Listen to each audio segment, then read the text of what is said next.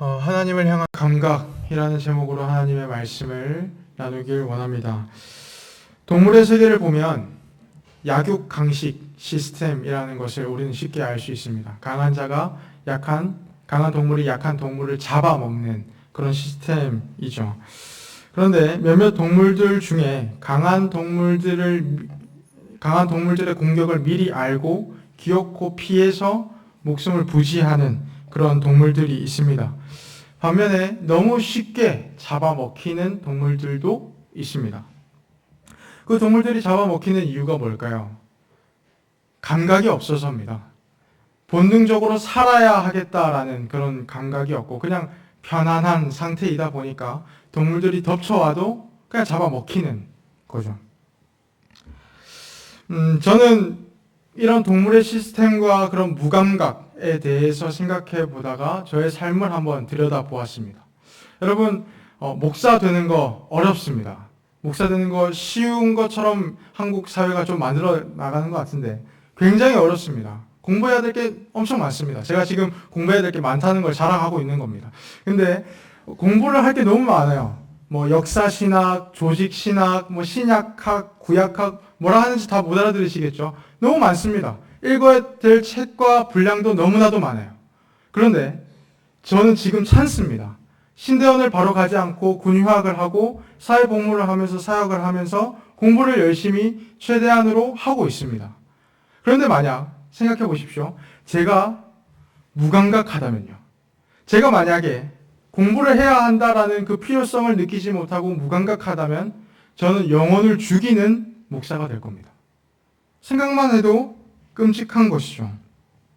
이런 것처럼 무감각은 굉장히 무서운 질병과도 같습니다. 그런데 신앙생활을 하다가 보면 우리에게도 발견되는 무감각이 있다는 사실을 아십니까? 신앙생활을 단순하게 교회에 왔다 갔다, 예배 왔다 갔다 하는 것으로 생각하면 큰 오산입니다. 신앙생활은 생각보다 단순하지만 또 생각보다 복잡하기도 합니다. 왜냐하면 우리는 죄인이기에, 우리는 연약하여서 우리에게 회복되어야 할 것들이 있기 때문에 그렇습니다. 그런데 우리가 만약 회복되어야 하는데 뭘 회복해야 하는지 모른다면 그건 영적 침체로 빠지는 지름길이 될 것입니다. 그렇기 때문에 우리는 영적으로 무감각해서는 안 됩니다. 그런 의미에서 우리 좌우 앞뒤 계신 분들과 이렇게 인사했으면 좋겠습니다. 깨어 있읍시다. 네. 모든 성도의 신앙생활 점수를 매긴다면 100점인 사람은 없을 겁니다. 그죠? 저도 마찬가지로 100점은 아닐 겁니다. 그 말은 즉슨 우리 모두가 회복되어야 할 것들이 다 있다라는 것입니다. 그렇다면 우리에게 회복되어야 할 것이 무엇일까요? 하나님을 향한 영적인 감각이 회복되어야 합니다. 하나님을 향한 영적 감각이 회복되어야 합니다.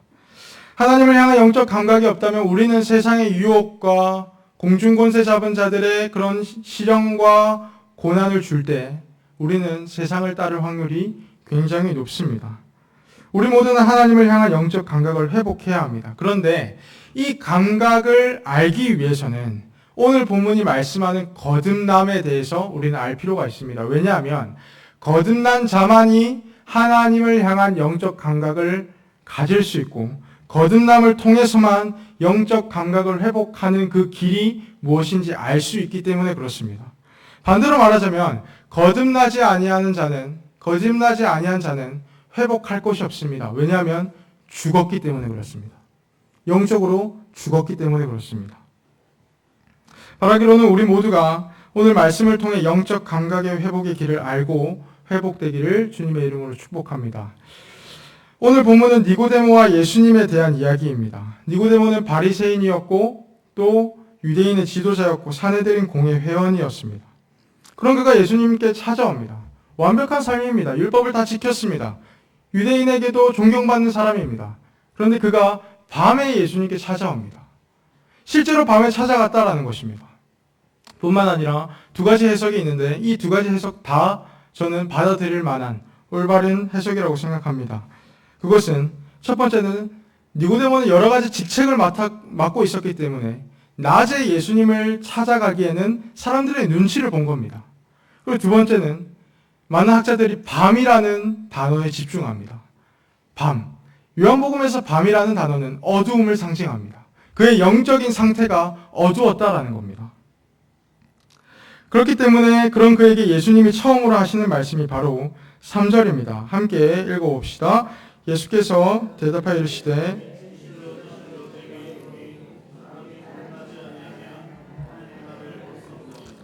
갑자기 거듭남에 대해서 말씀합니다. 거듭남이라는 단어는 born again입니다. 영어로는 born again입니다. 다시 태어난다라는 것이죠.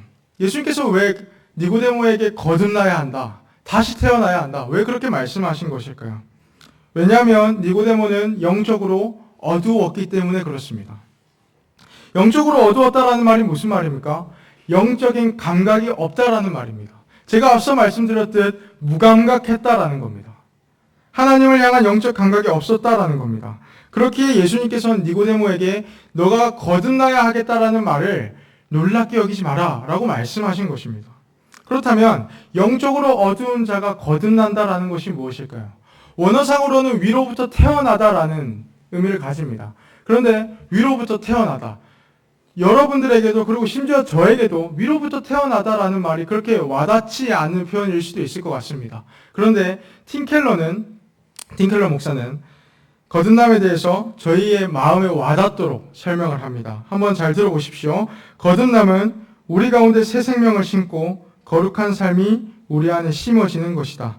거듭남은 새로운 감각과 새로운 신분을 준다. 무슨 말입니까? 거듭남이라는 것은 우리의 영적으로 어둡고 죄와 허물로 죽은 우리의 마음 가운데, 에스겔의 표현대로 돌같이 굳은 우리의 마음 가운데 새 생명이 심어지고 거룩한 삶이 심어지는 것, 그것이 거듭남이라는 것입니다.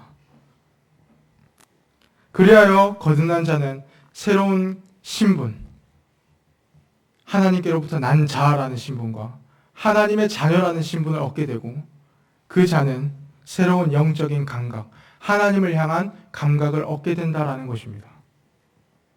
예수님의 말씀대로 거듭나지 아니하면 하나님 나라를 볼 수 없습니다. 왜요? 감각이 없으니까요. 죽었으니까요.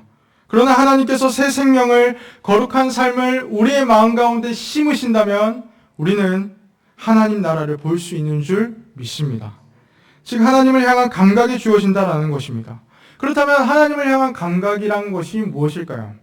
첫 번째로는 다른 어떤 것보다 하나님을 더 크게 보게 되는 것입니다. 니고데모를 한번 생각해 봅시다. 니고데모는 3장에서 사람들의 눈치를 보고 또 영적으로 어두운 상태였습니다. 그리고 요한복음에서 7장과 19장에 등장합니다. 그런데 19장에서 이렇게 말씀합니다. 일찍이 예수께 밤에 찾아왔던 니고데모도 모략과 침향 섞은 것을 100리트라쯤 가지고 온지라. 무슨 말입니까? 이때는 예수님이 죽으시고 난 후입니다. 요셉과 니고데모가 앞장서서 예수님의 그 장사를 위해 앞장섰다라는 것입니다. 오늘날 성경을 읽는 우리는 예수님이 왜 이렇게 힘없게 비참하게 죽었는지 우리는 알 수 있습니다. 그가 우리의 질고를 대신 짊어지셨고 우리가 우리의 모든 죄를 짊어지셨기 때문에 비참하게 죽으신 것입니다. 그런데 그때 당시 사람들의 관점에서, 시선에서 예수님은 그저 실패자에 불과했습니다. 사람들을 일으켜 세우고 개혁하려고 했지만 그냥 실패한 청년 사역, 청년이었던 것 뿐입니다. 그런데 그런 예수님의 그 장사를 위해 많은 직책을 가지고 있던 니고데모가 앞장선 것은 굉장한 위험을 감수한 행동이었던 것입니다. 그가 어떻게 이런 일을 할 수 있었던 것일까요? 하나님을 향한 감각이 있었기 때문에 그렇습니다. 영적인 감각이 있었기 때문에 그렇습니다. 옛날에는 사람들의 눈치를 보느라 예수님께 밤에 찾아왔지만 그는 이제 사람들의 눈치를 보지 않습니다. 그는 앞장서서 예수님을 장사하기 위해 앞장섭니다. 무슨 말입니까? 그는 사람들의 눈치보다 하나님이 더 크게 보였던 것입니다. 이것이 바로 하나님을 향한 영적 감각입니다. 내 성공이나 사람들의 눈치보다, 세상의 그 어떤 것들보다 하나님이 더 크게 보이는 것. 그것이 하나님을 향한 영적 감각이고 거듭난 자의 특징입니다. 둘째로는 하나님의 영광을 즐거워하게 되고 하나님을 사랑하게 되는 것입니다. 하나님의 영광을 즐거워하게 되는 것이고 하나님을 사랑하게 되는 것입니다. 저는 다음 세대부를 맡고 있습니다. 다음 세대부 교사분들이 굉장히 많은 고생을 하고 있습니다. 왜냐하면 저랑 같이 성경 공부를 하고 있기 때문에 그렇습니다. 왜냐하면 제가 성경 공부를 하면 좀 빡세게 합니다. 기본으로 1시간을 넘게 합니다. 아버지와 아들이 좀 닮은 면이 없지 않아 있는 것 같습니다. 목사님과 제가 좀 빡세게 굴린다는 점에서 좀 닮은 것 같은데 필요하니까 어쩌겠어요. 열심히 해야죠. 그런데 제가 굉장히 뿌듯했던 순간이 있었습니다. 2주 전과 그리고 이번 주 목요일 날 성경 공부를 하는데 같이 나눴습니다. 같이 나누는데 선생님들이 다 체험받았다라는 느낌을 굉장히 많이 받았습니다. 말씀으로 위로받고 기뻐하고 선생님들은 그렇게 안 느끼실 수도 있겠는데 저는 그렇게 느꼈습니다. 그런데 여러분, 말씀을 통해서 위로받고 기뻐하는 것, 설교를 통해서 위로받고 기뻐하는 것, 그것이 영적 감각입니다. 하나님을 향한 영적 감각입니다. 거듭난 자는 하나님의 영광을 즐거워하게 되고 바라게 되고 끝내 하나님이 사랑스러워 보이게 되며 하나님을 사랑하게 되는 줄 믿습니다. 그렇다고 해서 하나님을 사랑하게 되고 하나님의 영광을 즐거워한다라는 말이 너무나도 극단적으로 오해해서는 안 됩니다. 막 예배하고 찬양할 때 두 손 높이 들고 기도할 때 주여를 칠창하고 팔창하고 피 터질 듯 토해내고 그런 것이 하나님의 영광을 즐거워하고 바라는 것이라고 볼 수는 없습니다. 물론 그것도 포함이겠지만 말입니다. 간단하게 제가 예시를 들어드리면서 하나님의 영광을 즐거워한다는 것이 무엇인지 알려드리겠습니다. 제가 한 2년 전쯤이었을까요? 한 3년 전쯤이었을까요? 이제 집에 가다가 동래역을 들려야 됩니다. 학교를 갔다가 이제 동래역을 들러서 148번을 타고 와야 저희 교회에 딱 도착합니다. 근데 동래역에 딱 들리는데 동래역 1번 출구인가 2번 출구가 나왔을 때 꽃집이 있는 겁니다. 그래서 꽃집이 있길래 꽃집이 있네? 하고 이렇게 지나가다가 저의 그 사랑하는 여인이 생각이 갑자기 났습니다.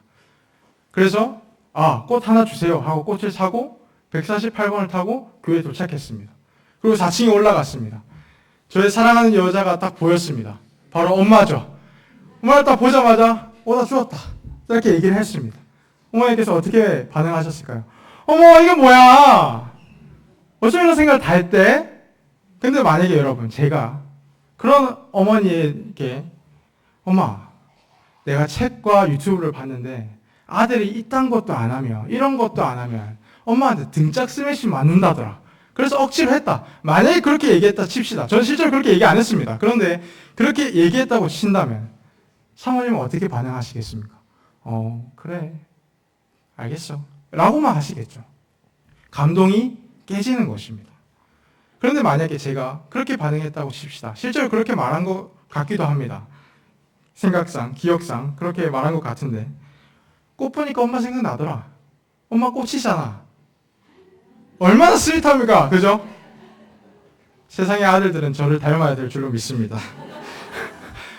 여러분, 다음 세대부 잘 들으세요. 그렇게 해야 됩니다. 지안, 요한, 하람 그렇게 해야 됩니다.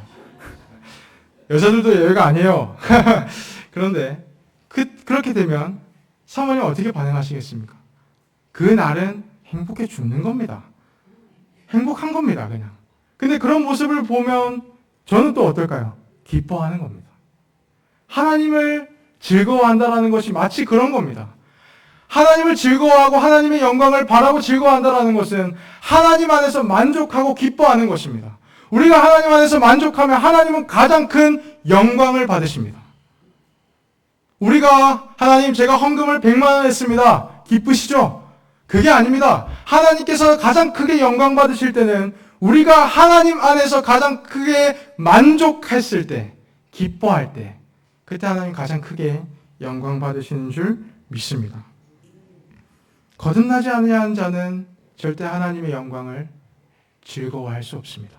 오직 거듭난 자만이 하나님의 영광을 즐거워하고 바라게 될 줄로 믿습니다. 사랑하는 여러분, 거듭난다라는 것이 바로 이런 것입니다. 하나님께서 허물과 죄로 죽은 영적으로 어두운 나의 삶 가운데, 우리의 삶 가운데 새 생명을 심으시고 거룩한 삶을 심으실 때 우리는 거듭나게 되는 것입니다. 그리고 우리는 하나님을 향한 감각과 열망과 사랑을 얻게 되는 것입니다.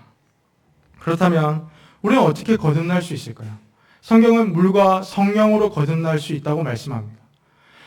물과 성령으로 거듭난다라는 것은 간단하게 얘기하면 물 세례도 아니고 성령 세례도 아닙니다. 물과 성령으로 거듭난다라는 것은 오직 성령 하나님의 전적인 역사가 있을 때에 비로소 우리는 거듭날 수 있다라는 것입니다. 그렇습니다. 여러분, 거듭남이라는 것은 우리의 노력으로 이루어지는 것이 아닙니다.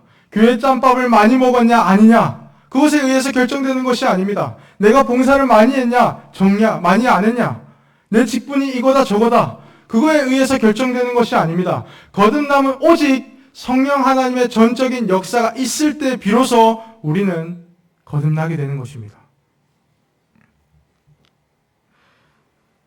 그리고 우리는 거듭나여서 하나님을 향한 감각을 얻게 되는 것이죠. 이 말씀을 듣고 있는 우리 모두는 예수를 주로 고백하고 믿는다면 우리는 성령께서 역사하셔서 이미 거듭난 사람들인 줄 믿습니다. 우리는 거듭났기 때문에 또다시 거듭날 필요는 없습니다. 그러나 하나님을 향한 감각이 죽었다면, 시들어져 버렸다면 우리는 성령 하나님의 전적인 은혜와 역사를 구해야 합니다. 그런데 여러분, 그렇다면 우리가 해야 할 일은 무엇일까요? 앞서 말씀드린 것처럼 거듭남을 위해서 할 수 있는 것 우리는 없습니다. 우리의 노력으로 거듭남이 이루어지는 것이 아니니까요. 예수님께서도 니고데모에게 행위를 요구하시지는 않습니다. 너 거듭나고 싶어? 헌금 많이 해. 성경 백독해. 그렇게 말씀 안 하십니다. 오히려 니고데모의 행위를 말씀하시지 않고 예수님께서 어떠한 일을 행하실지를 말씀하십니다. 우리 함께 오늘 본문 13절부터 16절 다 같이 한번 큰 목소리로 읽어봅시다. 하늘에서 내려온 자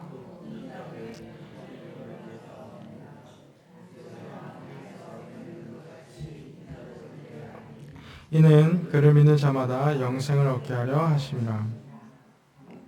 하나님이 세상을 이처럼 사랑하사 독생자를 주셨으니 이는 그를 믿는 자마다 멸망하지 않고 영생을 얻게 하려 하심이라. 아멘. 저는 설교를 준비하면서 이 본문이 가장 이상하게 느껴졌습니다.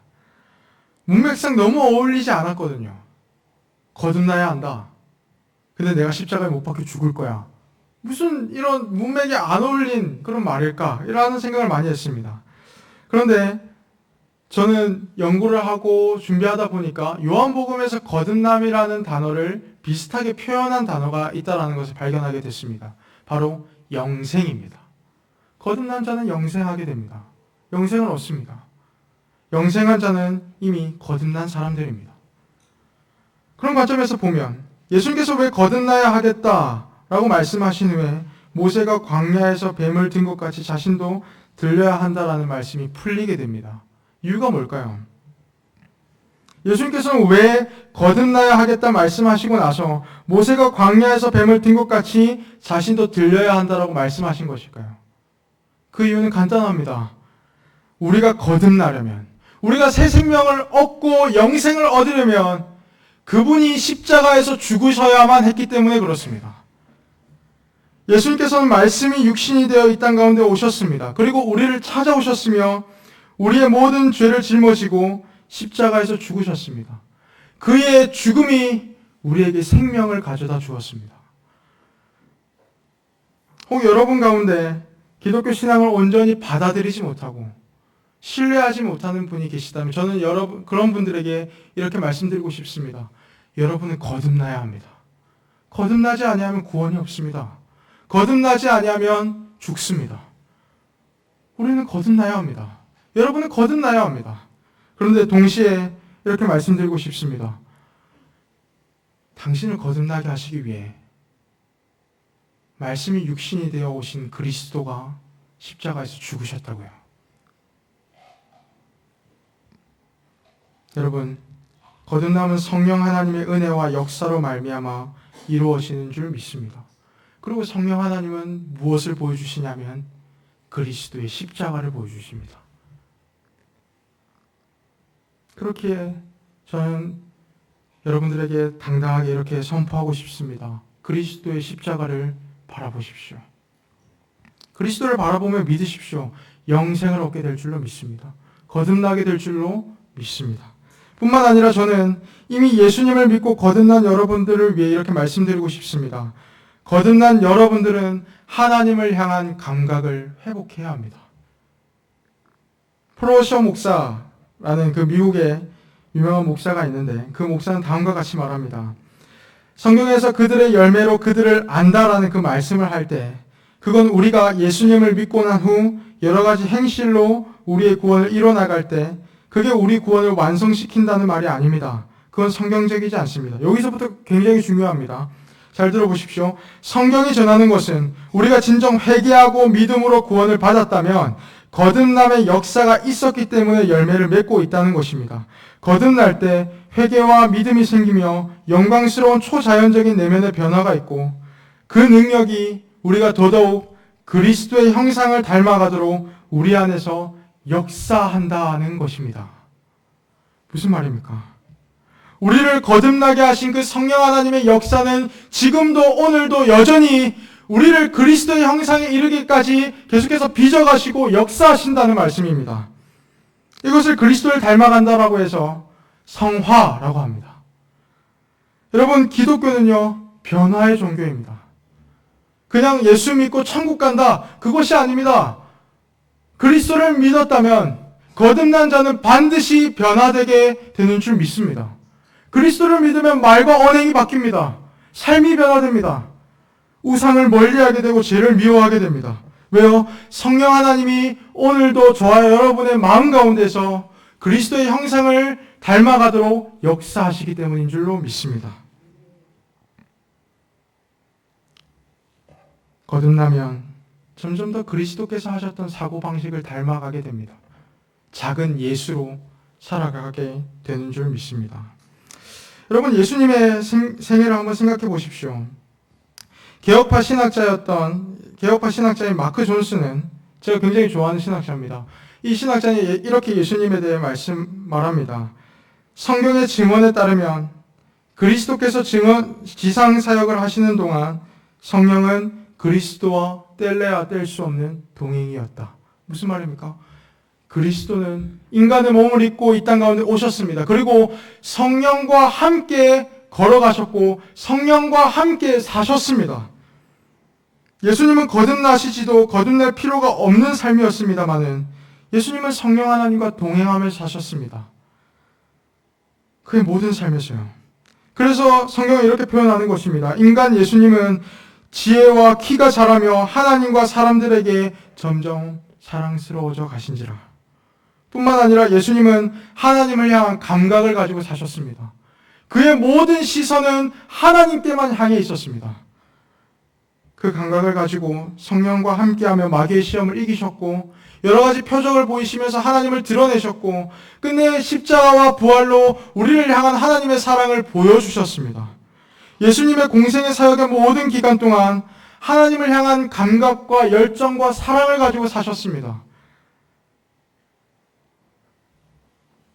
뿐만 아니라 예수님은 이 땅 가운데 사시며 하나님을 향한 참된 믿음을 가지고 사신 참 성도이셨습니다.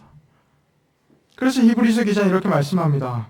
이러므로 우리에게 구름같이 둘러싼 허다한 증인들이 있으니 모든 무거운 것과 얽매이기 쉬운 죄를 벗어버리고 인내로써 우리 앞에 당한 경주를 하며 2절 다 같이 한번 읽어봅시다.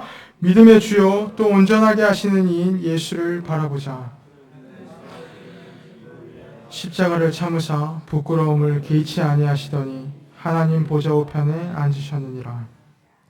사랑하는 여러분, 믿음의 한 걸음은 하나님을 향한 감각을 가지고 걷는 한 걸음입니다. 하나님을 향한 감각이 없는 걸음은 무의미합니다. 왜냐하면 거듭남은 우리에게 하나님을 향한 감각을 주기 때문에 그렇습니다. 믿음의 한 걸음 한 걸음을 내디딜 때 그리스도를 바라보며 걸어가십시오. 그리스도를 따라 그리스도를 닮고자 힘쓰십시오. 이것이 신앙생활입니다. 교회에서만 하는 것이 아닙니다. 우리가 설거지할 때도, 쓰레기 버릴 때도, 음식물 쓰레기를 버리러 나갈 때도, 일터에서, 가정 가운데, 우리의 모든 관계 가운데 우리가 들어갈 때 우리는 그리스도를 따라 그리스도를 닮아 가야 할 줄로 믿습니다. 이를 위해 두 가지의 적용점만 간단히 말씀드리고 난 후에 말씀을 맺도록 하겠습니다. 첫 번째는 그리스도를 알고자 힘쓰십시오. 그리스도를 알지 못하는데 하나님을 가장 크게 보고 그분의 영광을 기뻐하고 사랑한다는 것은 말이 안 됩니다. 우리는 그리스도를 알고자 힘써야 합니다. 하나님을 향한 감각을 회복하기 위해서는 그리스도를 알아가야 합니다. 그렇다면 우리가 어떻게 그리스도를 알아갈 수 있을까요? 성령 하나님을 통해 우리는 알 수 있습니다. 그런데 성령 하나님께서 어떻게 우리에게 그리스도를 보여주실까요? 성령 하나님의 사역을 오해하지 마십시오. 고작 우리가 어떤 중대한 일을 앞두고 있을 때 힘주시는 정도가 아닙니다. 물론 그것도 맞습니다만은 그분은 말씀을 통해 일하시고 말씀과 함께 일하십니다. 무슨 말입니까? 말씀을 들어 읽으십시오. 성경을 내 집의 구석에 박아두지 말고 성경을 들고 읽으십시오. 그리고 성령 하나님은 기도를 통해 우리에게 그리스도를 보여주십니다. 말씀과 기도를 가지고 하나님께 나아갈 때 우리는 그리스도를 더욱더 알게 될 줄로 믿습니다. 그리스도의 영광을 힘써 알고자 힘쓰시는 저 여러분 되시길 주님의 이름으로 축복합니다.